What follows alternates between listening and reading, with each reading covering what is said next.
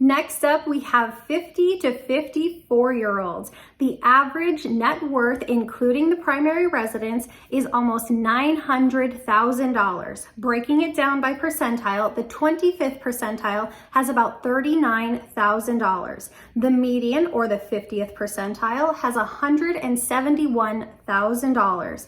The 75th percentile has a net worth of $494,000. The 90th percentile, $1.4 million, and the 99th percentile, $13.5 million.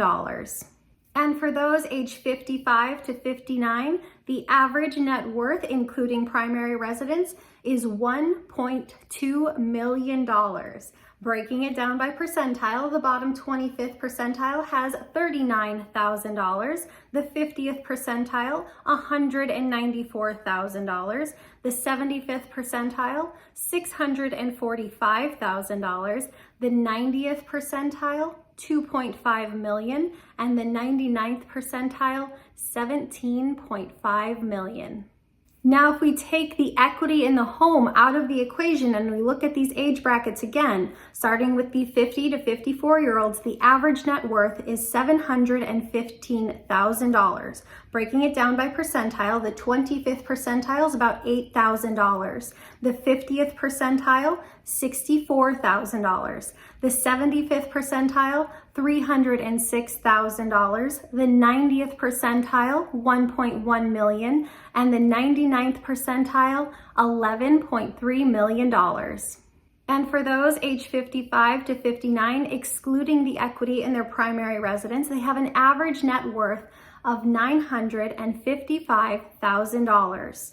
Those at the 25th percentile have a net worth of $9,800.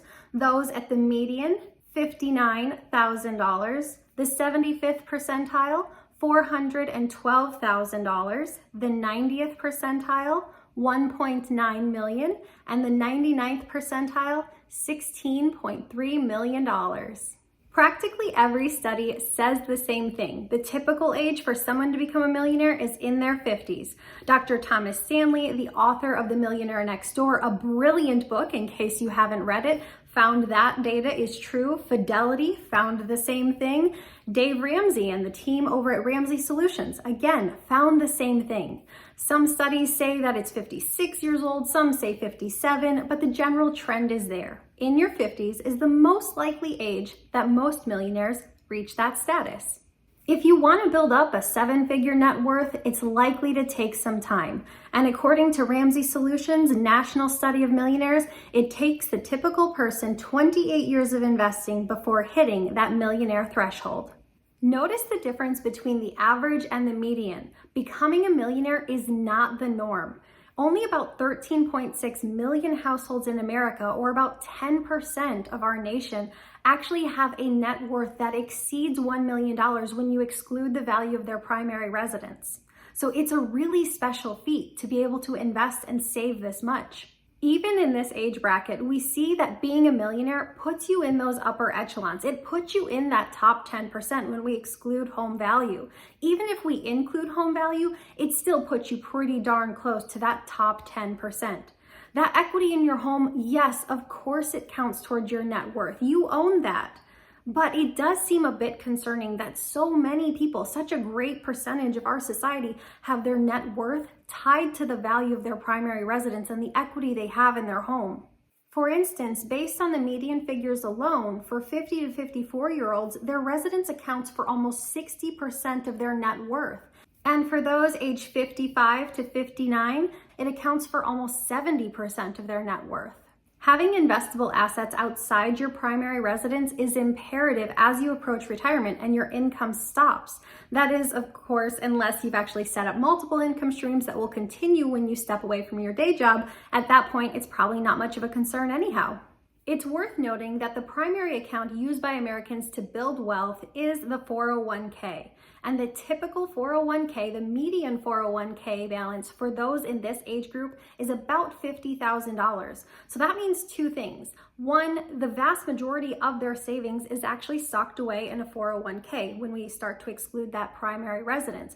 And two, this group is underutilizing their 401k because by the time you reach 50 or late 50s, you are likely to have at least 25 working years under your belt. The median household income in America is about $67,000. The average 401k match is about 3.5%. So that means at the very least, you should be investing $2,345 per year, and your employer should match that amount for a total of $4,690 invested every single year.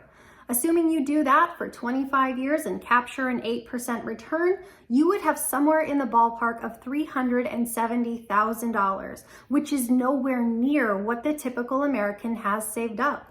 In fact, that would put you in the top 75th percentile for Americans, excluding home value.